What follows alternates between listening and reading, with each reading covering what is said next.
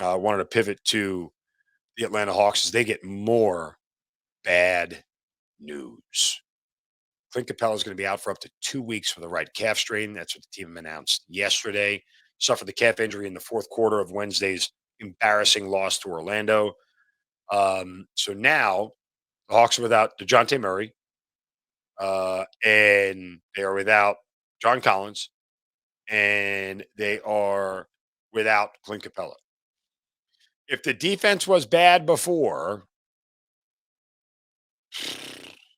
wow. Unless Onyeka Nkongwu plays insanely good. Here's what's going to happen, and I'm just looking at this objectively. The Hawks are going to go out there tomorrow and lose to a 7-21 basketball team. That's my guess. Maybe I'm wrong. I don't know if I'm going to be wrong, but it feels like that's what's going to happen.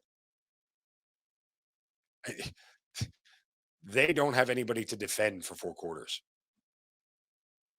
And oh, by the way, let's remind everybody, and we've said this multiple times, but this was supposed to be the part of their season where they were supposed to get fat and happy.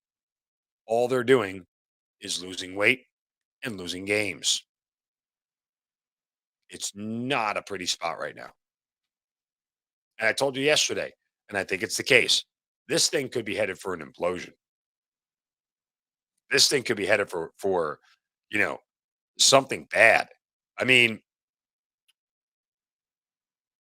when you turn the calendar to January, you got to go out on the West Coast. You're gonna face the Lakers at home on December 30th, but then you go to Golden State, Sacramento, face both LA teams over the course of the next week plus. And I know Golden State now is without Steph Curry, but still, I mean, yeah, you got some problems. You got some real problems.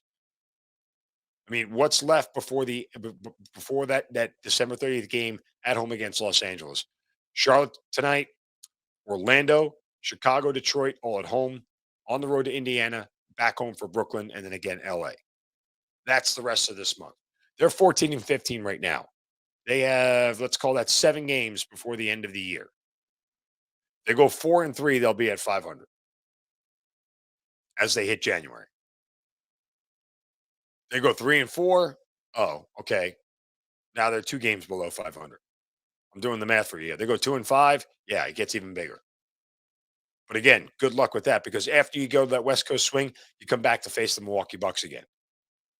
And then you got to go to Indiana and to Toronto. Come back for a defensive battle against Miami and go to Dallas against Luca before you play another team with a losing record. There you go. That's your schedule. It's not, I'm telling you, this thing could implode quickly. Just my assessment.